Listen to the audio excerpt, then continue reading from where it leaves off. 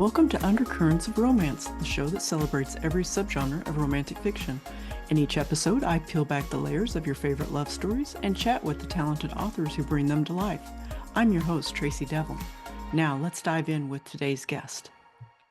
Hello, romantics. I'm here with New York Times bestselling author Rebecca Zanetti to talk about her new romantic thriller, You Can Scream.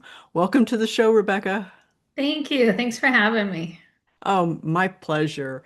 I really loved this book, as I love all of your books. We were talking a little bit beforehand, and I'm a big fan of your work, and so this one did not disappoint either.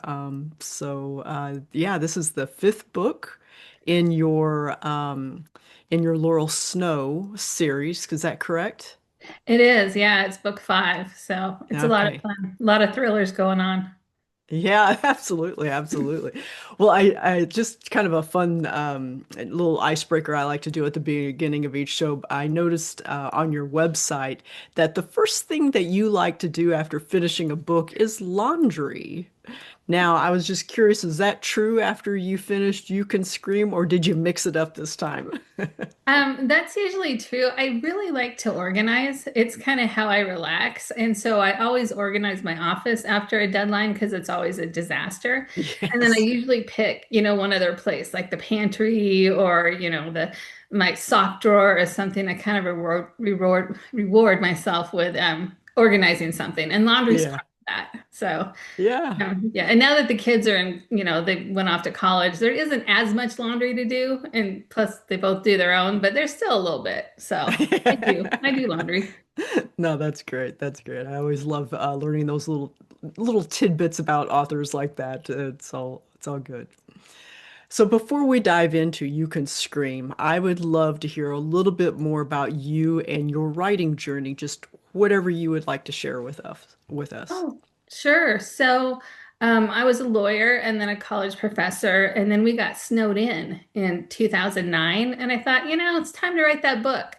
So I wrote a book, and it was about demigods and softball players, and it didn't go anywhere. And then I studied writing and wrote a couple more books. And the third book is the one that sold to New York, and it's a paranormal romance series called The Dark Protectors. And I figured it would be a three-book deal, and I'd move on. And it actually is still going on. We're in book like 22 or something. And Amazing. the prevailing wisdom at the time was if you found your lane, you stick to it. And so I immediately ignored that and wrote a romantic suspense series. And so went out on proposal with that, and it went to auction. So then I had two series with New York publishers. And so then I had a third series. And I thought, there's a newer publisher, they're doing really well. So I sold them that series. And my agent was like, no, that's too much. Nobody wants three series. And I was like, yeah, I think we do. And so I talked her into it. And so in 2013, I actually quit my teaching job to write full time because Oh, those three series all started taking off. And then I was in the, I was on the treadmill and I was writing, and here I am now. It's been a few years. My first book released in 2011. So okay. All right, yeah. 14 years. Yeah, that's great. Well, congratulations on that. So, are you still doing at least three books a year in each of those series, or has that changed up a little bit? Um, let's see, one of those series concluded after seven books. The other two are still ongoing, and I do write. I have probably five or six series ongoing at any time. It's been pretty busy. I've had 95 releases and 70 full-length books and Oh my 25 gosh, novellas. So that is I something. kind of, yeah, I keep thinking I'm Yeah. going to slow down, but then I get another idea and want to write something new. So at some point, I'm going to slow down a little bit. Not yet. Yeah. Well, it's great that you still you're still excited about writing after 14 years and 90 some books plus novellas and things like that, and that the ideas are still coming to you fast and furious. It's I think that's maybe what a lot of writers worry about. It's like am I going to run out of ideas? And so it's really great to hear that. Wow, you're just you're still cooking. It's great. Yeah, I don't think I'll ever be able to write as many books as I have in my head. There's Yeah. always something new, which is one of the great parts about being a writer. In other careers, I always got bored after about two Hmm. years. And with writing, you're always in a different world. And so there's always something new and exciting. So that's one of the reasons I love to write. I've never gotten bored. Yeah, you're absolutely right about that because one of the things that I love about writing too is with each book you're learning something new. And I know some people say, "Oh, if you're writing historicals and things like that, oh, there's so much research." But I found it's the same thing in contemporary because your protagonist, if you have a hero and a heroine, they have a career or hobbies and things like that. So you're constantly learning and researching about new things, and it really keeps the mind active, doesn't it? Oh, I agree. And I love learning new things. And I'm a little worried about what's on in my computer, what I've looked up, what I've searched, to be honest. But yeah, every day Yeah. you do learn something new in your writing. And I think that's one of the draws. Yeah, yeah, absolutely. All right. Well, what can you tell us? As we mentioned, this is the fifth book in the Laurel Snow series, and it can definitely be read as a standalone, so there's no problem there. But I should probably t mention too, for my romance viewers and listeners, that this series follows Laurel and Huck's love story over the course of several books, correct? Correct. Yeah. Yeah. So can you give us maybe just an overview of what this book is about and maybe where Laurel and Huck are at in the story as long as it doesn't, have any spoilers, I guess. Sure.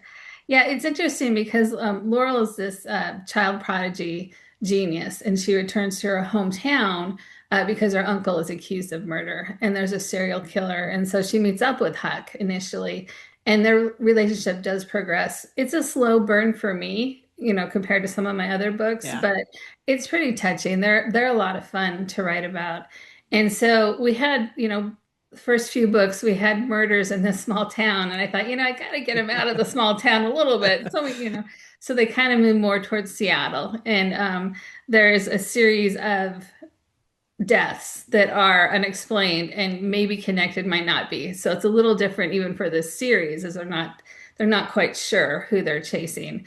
And within their relationship, they're still trying to figure out who they are. They're definitely opposites. She's very cerebral, logical, and he's a little more emotional and old-fashioned. And so how they mesh is a lot of the fun of the series because um, they see something in each other that nobody else sees, and they accept each other in a way that I think is a little bit different. Mhm. He's a fish and wildlife officer. He's very overprotective, and instead of her being bothered by that, it kind of amuses her, and she accepts him. So even like one time when he's driving, and I think it's her car, but there's a storm going on, he's like, I hope this doesn't bother you, but I really wanted to drive. And she is very logical. She said, no, you have control aspects. I'm fine with that. Plus, your reflexes are 1.3 seconds faster than mine. And it's just the way they accept each other. And he sees Yeah. her heart, which she's so much brain. She's so smart that he sees Yeah. the heart in her that she doesn't even see sometimes. So it's a lot of fun to explore that between them.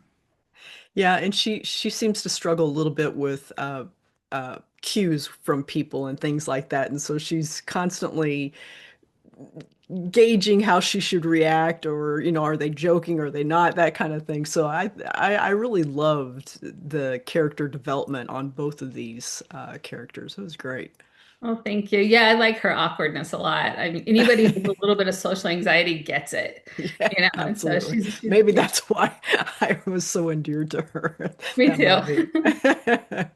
Well, as somebody who is a self-professed nature nut, I was very happy about Huck's profession. As you mentioned, he works for Washington State, I think it was is Fish and Wildlife.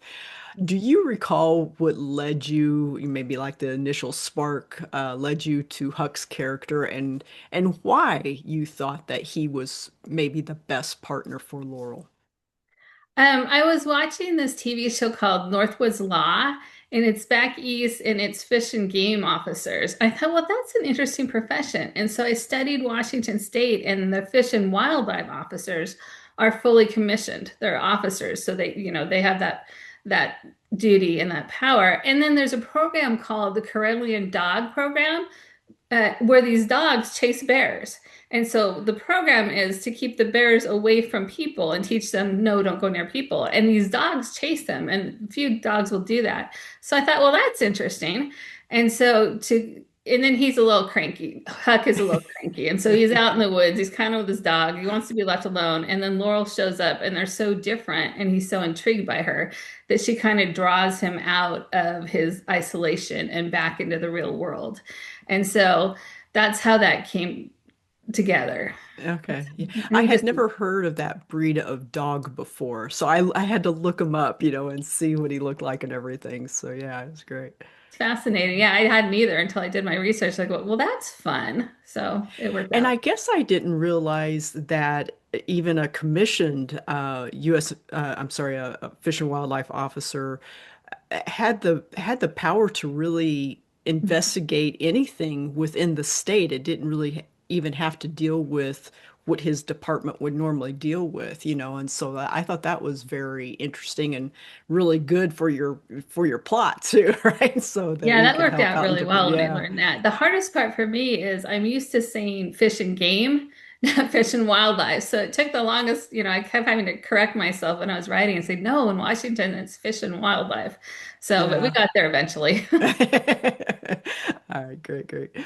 Well, you have in your story another reoccurring character, and it's Laurel's half sister Abigail. And I thought that she's just like this deliciously mysterious. I don't know what the right term, if it's sociopath or psychopath. I always get those two mixed up. But I'm very curious to how much fun you had writing that character.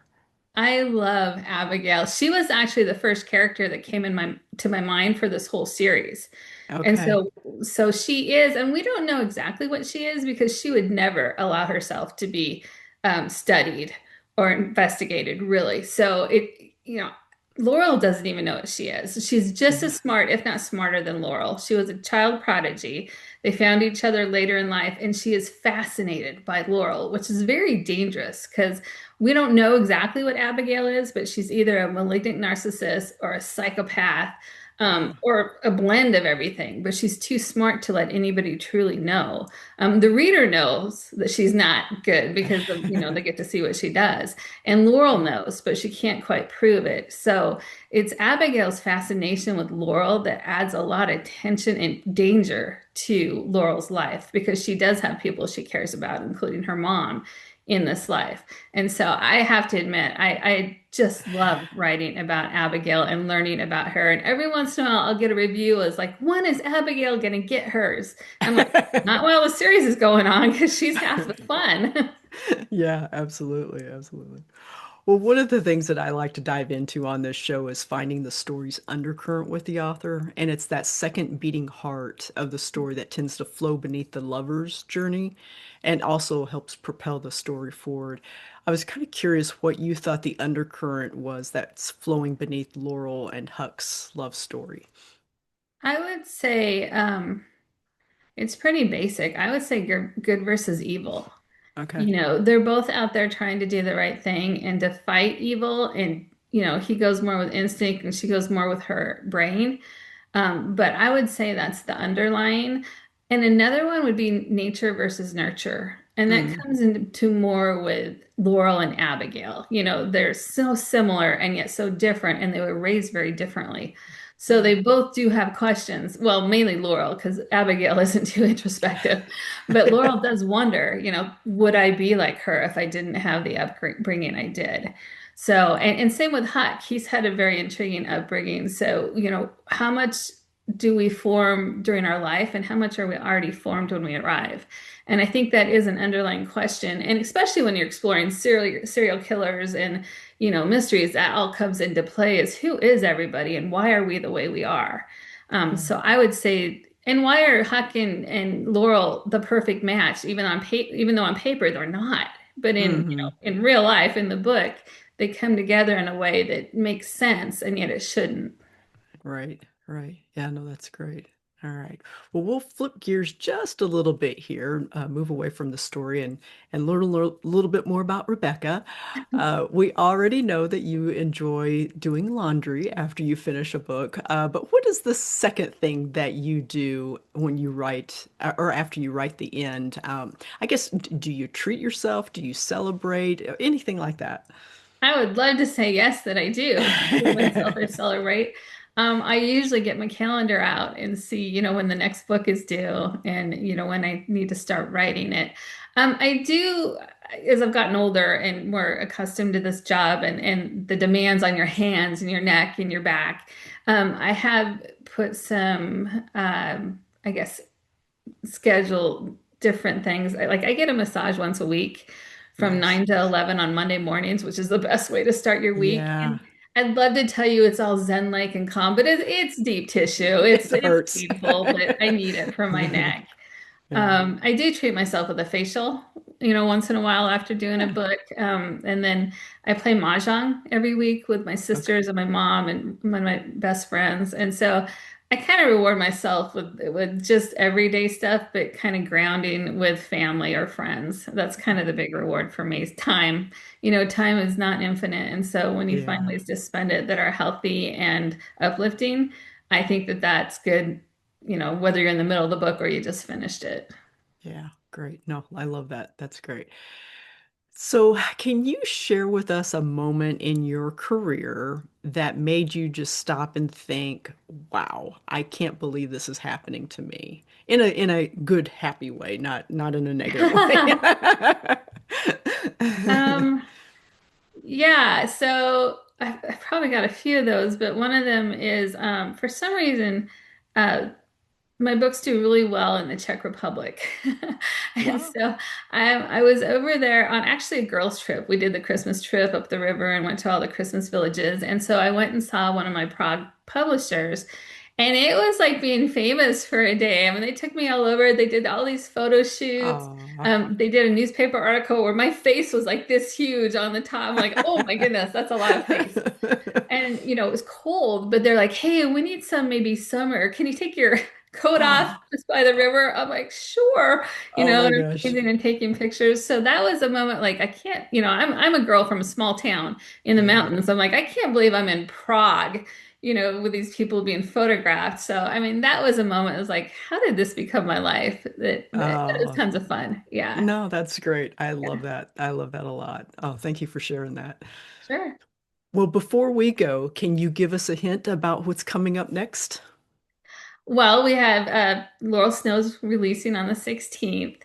And then I have a romantic suspense releasing called which one? A Burn of Summer, which is in my Alaska series. And then we have a big release in July with my third and last Grim Bargains, which is a dark romance series with some Okay. mystery in it. So those are the big releases coming up. All And then right. it's time to recontract. So I have like a couple more new series in the back of my head. So we'll see which one comes forth first. Okay. All right. Well, we have at least three books that we can look forward to. So that's great. Thank you for that. All right, folks. Well, when this episode airs, You Can Scream will be out. So be sure to grab your copy. You can check out Rebecca's website at rebeccazanetti.com. Rebecca, what social media platform are you most active on? I'm pretty active on all three, TikTok, Instagram, and Facebook. Okay. Yeah, I'm on all All right. three a lot. Okay, great. All right, that nice. And you're on Threads too, because I that seems where for some reason you pop up in Threads for me more than any of the other platform. I don't know why, but I love your videos that you do on there. Those are a lot of fun for folks. Thank you. I Yeah. have fun with them. Yeah. All right, Rebecca. Well, thank you so much for joining me. This was fun. It was great to actually, even though it's virtually, to actually meet you as opposed to just seeing you on social media. And I appreciate you being here today. You bet. Thanks for having me. This went fast. This was fun. Doesn't it? It does go so fast. All right. Well, great. Many thanks to everyone listening. I hope you enjoyed this week's episode of Undercurrents of Romance. You can find more information about the show at tracydevlyn.com/podcast. Undercurrents of Romance is a proud member of the Authors on the Air Global Radio Network. I'll be back soon with another great romantic read. In the meantime, enjoy the adventure, everyone.